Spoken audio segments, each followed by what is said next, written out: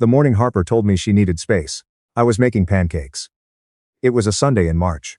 We had owned the house for exactly 11 weeks. I still remembered the way she cried when we got the keys. Not from sadness. Just the kind of overwhelmed happy that makes you laugh at yourself for crying. She had pressed her forehead against mine in the empty living room and whispered, "We're really doing this." I had kissed her and said, "We really are." That Sunday, she came downstairs in the oversized gray sweater she always wore when she was anxious, the one with the frayed left cuff she kept meaning to replace. She sat at the kitchen island and did not speak. Just watched me flip the pancakes with her arms folded across her stomach. 5 years teaches you the grammar of a person. How they hold their body when they're hiding something. How their silence changes texture depending on what they're carrying. That morning, her silence had weight. I set a plate in front of her. She didn't touch it. "Grayson," she said. I turned back to the stove. "Yeah. I need to talk to you." I turned off the burner, sat across from her, and waited. She looked at her hands for a long time. Then she said, "I've been talking to Kieran." The name landed like a cold hand on the back of my neck. Kieran. The guy she dated for 2 years in college. The guy she swore was ancient history. The guy whose name had only ever come up as a footnote. "Oh, that was before you." Something with no weight, no relevance to the life we had built. "Talking to him how?" I said. She swallowed. "He reached out about 3 months ago. I should have told you." I know I should have. 3 months ago. We had been signing mortgage papers 3 months ago. We had been picking out kitchen fixtures and arguing about crown molding 3 months ago. We had been planning a September wedding 3 months ago. "Okay," I said slowly, and she finally looked at me. "I think I still have feelings for him." The kitchen felt very quiet after that. The kind of quiet where you can hear your own breathing. I kept my voice even. "What are you saying?" She looked back down at her hands. "I think I need time to figure out what those feelings mean. Before we get married. I don't want to spend our whole marriage wondering." "Time." "Yes. You want to take a break?" She nodded. "Barely. 4 months before our wedding." "I know. While we own a house together." "I know." Her voice was barely above a whisper. "Harper." I leaned forward. "What does this break look like?" She exhaled slowly. "I'd stay with my sister. You'd stay here. I'd have some time to date. Kieran." Her jaw tightened. "I wouldn't call it that." "What would you call it?"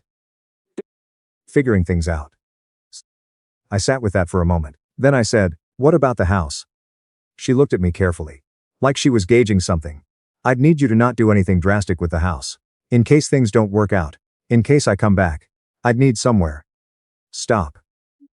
She stopped. I stared at her. Really stared. The woman I had been with for 5 years. The woman I had proposed to in a field in Vermont in the rain. Because she loved the rain, and I hadn't wanted to wait for a sunny day. The woman I had bought a house with. A real house. With a mortgage and a yard and a kitchen she had designed herself. Because I believed we were building something that would last. She was sitting across from me, asking me to freeze the house in place. Like a bookmark. Like a paused video. So she could go test another man and return to our life if he disappointed her. "You want me to hold the house?" I said, "while you see if things work out with your ex." She heard the flatness in my voice. She shifted. "I wouldn't be gone forever. I just need." "No." She blinked. "What?" "No," I said it again, quieter. "We're done, Harper." Her face went white. "That is not what I'm saying. You're saying you want to explore a relationship with another man. And you'd like me to keep your safety net warm while you do it. That's what you're saying. You're twisting my words. I'm repeating them back to you." She stood up. "Grayson, don't be like this. I'm trying to be honest with you. I could have cheated. Yes, you could have, and you didn't. That's the only good thing I can say about this conversation right now." She flinched. "Set." I stood up too, slowly. The calmer I felt, the slower I moved. "I'm going to need you to make arrangements to stay somewhere else. Starting today." "You can't be serious." "I'm completely serious. This is our house." "Yes. And I'd like you to leave it." Her eyes filled. "Grayson, please. I love you. I'm not saying I'm choosing him. I'm saying I need to understand what I feel before you marry me." "Yes. And your solution is to ask me to wait." "I'm asking for time." "You're asking me to be your fallback plan." I stepped back. "Those are the same thing." She didn't have an answer for that. Because there wasn't one. I walked to the front door and opened it. Not dramatically. Just opened it. She stood in the kitchen for a long moment. Then she grabbed her keys from the counter, picked up her phone, and walked past me without looking up. On the porch she stopped. Her back was to me. "You might regret this," she said quietly. "Harper," I said. "I think you already do." She drove away. I stood in the doorway looking at the yard we had talked about turning into a garden. She had wanted raised beds for tomatoes. I had said I would build them in the spring. I closed the door. I sat down on the kitchen floor, not dramatically, just because it was the closest flat surface, and stayed there for 20 minutes. Not crying. Just trying to understand what had happened to the morning I woke up in. Then I called my realtor. Her name was Sandra, and she had found us this house. When I told her I needed to list it, she went quiet. "Are you sure? You've only been there." 11 weeks, I said. "I'm sure." She asked if I wanted to talk through the options. I said there was only one option. List it, as soon as possible. The next morning, my father called. He was quiet for a beat too long when I answered. "I heard from Harper." I went still. "She called you." "A few weeks ago, actually." The floor felt like it dropped 2 inches beneath my feet. "A few weeks ago." She said she'd been having some doubts. She asked for my perspective. I set down the coffee cup I was holding before I could throw it. "And what perspective did you give her?" He exhaled. "I told her marriage is a big commitment. That it was natural to have doubts. That she should think carefully before making any decisions." "Did you tell me?" A pause. "She asked me not to. She said she needed to work through it herself first." "She asked you not to tell your own son that his fiancée was reconsidering their engagement." "I didn't think she would actually." "But she did, Dad.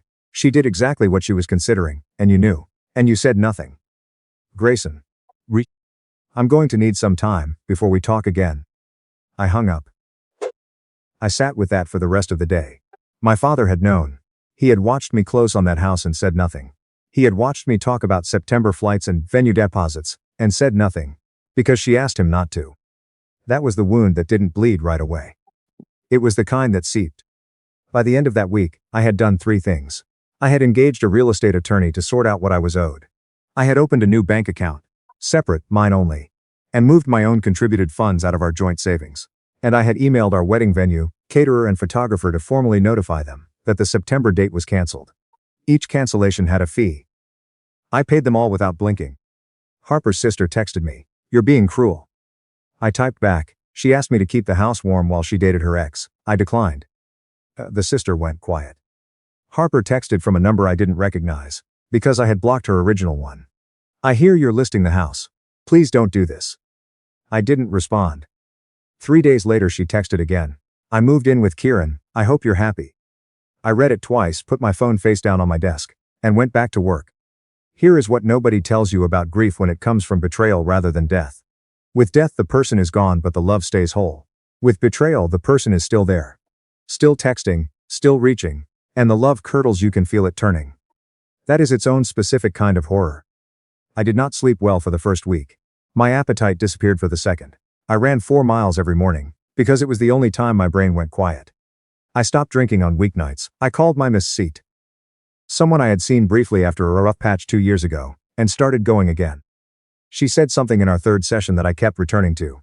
"You're grieving 2 things: the relationship, and the version of yourself that believed he had to earn someone's consistency." I had not thought of it that way. But she was right. I had spent 5 years making myself useful. Adapting. I had done a very convincing impression of a man who did not have needs of his own. And Harper had, maybe without even fully realizing it, understood that she could count on that. That version of me was gone. Whoever replaced him woke up before dawn and ran in the dark and moved on. The house sold in 23 days. Sandra said it was the fastest sale in that zip code in 2 years. After fees and the return of my down payment, I walked away with more than I had put in. I moved into a 2-bedroom apartment on the 8th floor of a building downtown. Good light. A kitchen I designed myself, the way I actually wanted it, not the compromise version. I bought a couch that was ugly in exactly the way I liked, low, wide dark leather. I did not consult anyone. At work, something shifted. I was a structural engineer at a regional firm, and for years I had been solid but not outstanding. The kind of employee people trusted but didn't particularly notice. After Harper left, I had nowhere to put the extra hours. I started staying late. I started taking on the projects other people avoided. I redesigned a load-bearing specification for a stalled client job that had been sitting in limbo for 3 months. My supervisor, a direct woman named Paula, who never wasted words, pulled me aside one Thursday afternoon. What happened to you? She said. What do you mean? You've turned in more billable hours in the last 6 weeks than in the previous 6 months. I mean that as an observation. Not a complaint. She studied me. You okay? I'm better, I said. I think. She nodded slowly. There's a municipal bridge project coming up. Large scope, long timeline. I've been trying to decide who to lead it. A pause. You interested? 6 months earlier, I would have had to have a whole conversation with Harper before answering. New responsibilities, long hours, possible, travel to Pittsburgh for testing. The kind of thing I would have worked around a relationship. Yes, I said. Absolutely. Paula gave me a short nod and walked back to her office. I called Brody that night. He had been my closest friend since sophomore year of college. The kind of man who could sit next to you in silence for 2 hours and make it feel like company. When I had told him what happened with Harper, he hadn't given me a speech. He had simply said, okay. What do you need? And when I said I didn't know, he said that's fine. I'll just be around. I got the bridge project, I told him. A pause. The municipal one. Yeah. That's a big deal. Another pause. Then good. You've been needing something to sink your teeth into. That was Brody. No performance of it. Just the accurate thing said simply. 3 months later, the first text from an unknown number arrived. Hey, it's me. I got your number from your cousin. I just wanted to see how you're doing. Then, I heard you sold the house. I understand why. I just didn't expect that. Then 2 days later, I think I made a mistake. I didn't respond to any of them. Her mother called a week after that. I picked up because there was a part of me. The part that always wants to know so how the story ends that was curious. Grayson, she said, I hope I'm not interrupting. You are, I said, but go ahead. She sighed. She's not doing well. That's not my situation to manage anymore. I know that, but if you two could just sit down. She moved in with Kieran 3 months ago. I know. With 3 months of our engagement still intact. I know. Grayson. Then you understand why. There's nothing to sit down about. Her voice dropped. He's not who she thought he was. He hasn't had steady work. He borrowed money from her. They fight constantly. She's not happy.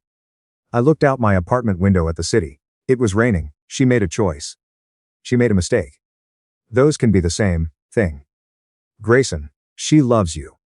I considered that. Then I said no, she loves what I provided, the stability, the house, the plan. She loved how easy it was to be with me. That's not the same as loving me. That's not fair. What she asked me to do wasn't fair either. I paused. She asked me to hold her backup option open while she tested a fantasy. I'm not a parking space. You can't reserve me and leave. A long silence. Then, we all thought you'd come around. We thought you'd forgive her. We all thought. Not hoped, not wished, thought. They had assumed I would absorb the damage, because I always had. Because I was the stable one, the patient one, the man who fixed things and stayed. I forgave her, I said. I just didn't take her back. Those are different things. I said goodbye and hung up. That night I slept 7 hours straight, which was the longest I had slept since March. The call from Kieran came on a Tuesday. I didn't know the number, so I answered. He said his name like he was doing me a courtesy. I said nothing. Look, he said, I know this is strange. But Harper keeps reaching out to you. It's affecting things between us. I thought if you two could just get some closure. Kieran. Yeah. You helped end my engagement. You moved my former fiancée into your apartment, and now you're calling me to ask me to make your relationship easier. A pause. I'm going to hang up now. I hung up. I thought about that call for about 45 seconds. Then I went back to my bridge load calculations. And didn't think about it again. The bridge project consumed the next 4 months. Site visits in all weather. Coordination meetings with city engineers.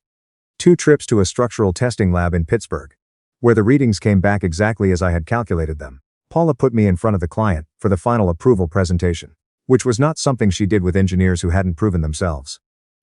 We got the sign-off on a Tuesday afternoon in November. She shook my hand when the client left the room. Outside the building, I stood in the cold and thought about who I wanted to call. The reflex to reach for Harper was still there, an old habit, like reaching for a light switch in a room you no longer live in. I let it pass. Then I called Brody. We got the approval. Yeah, I could hear him smiling. The bridge? The bridge. You? About time. Dinner, my treat. We went to a steakhouse near his apartment. Dark wood, good bourbon, no occasion. We didn't talk about Harper. We talked about the project, and his job, and a road trip he was planning in the spring. It felt like being a person again. Not a wounded one. Just a... It was a Thursday evening, in December when she appeared. I had come straight from a site meeting. Late, tired, still in my work coat. It had been raining all day, the cold kind that turns the city into a smear of colored lights. I pushed through the lobby doors of my building and almost walked past her before I registered who she was. Harper. She was standing near the mailboxes. Thinner than I remembered. Her hair was shorter. She wore a charcoal coat I had never seen. Belted, structured, the kind of coat you buy when you're trying to look like a version of yourself that has things together. She had been watching the door. When she saw me, her eyes filled immediately. Grayson. I stopped. How did you get in? I told the front desk I was an old friend. A neighbor let me wait in the lobby. I made a mental note to speak to management. What are you doing here? You changed your number. Her voice was quiet. Yes. I didn't know how else. That was the idea, Harper. She pressed her lips together. I know it was. She swallowed.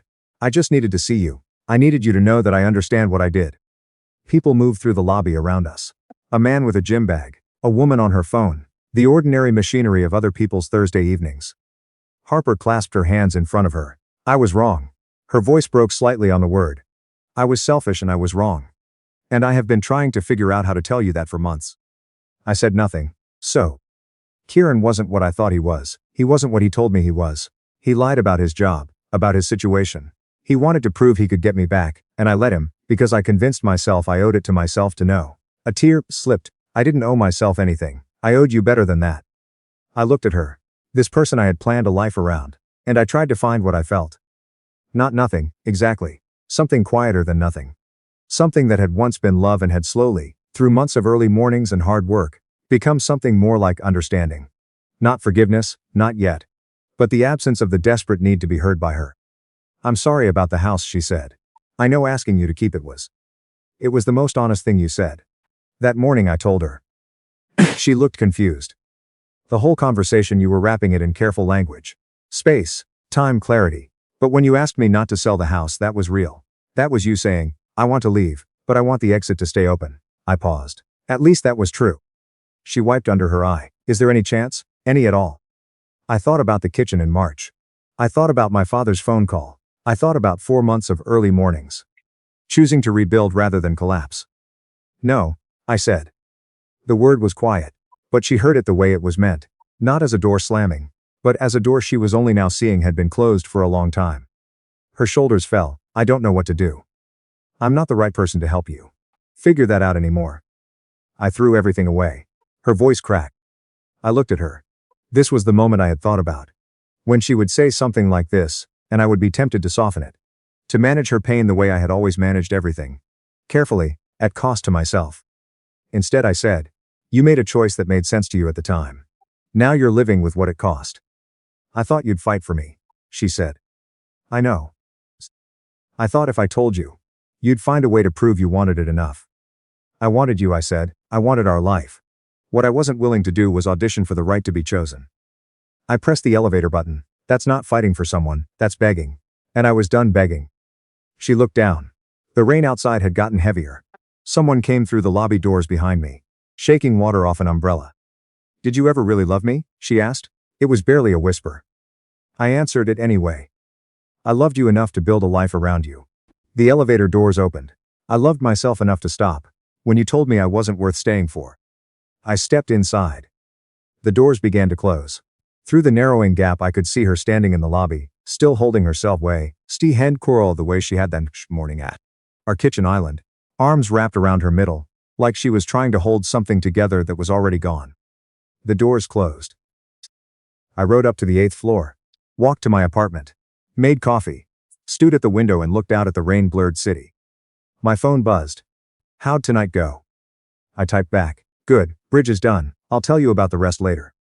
He sent a thumbs up, classic Brody, he would wait, he always waited. I set the phone down and drank my coffee, and looked out at the city. I thought about the house we had bought. The raised beds we never built. The September wedding that never happened. I did not want that life back. That surprised me the first time I realized it. How cleanly the wanting had ended. Not because I had hardened, but because something better had grown in the space where that future used to be. Smaller maybe, more honest, built on a foundation I had laid myself without negotiating away any part of it. To keep someone comfortable. I rinsed my mug, turned off the kitchen light, went to bed. And for the first time in a long time, I did not reach for anyone in the dark.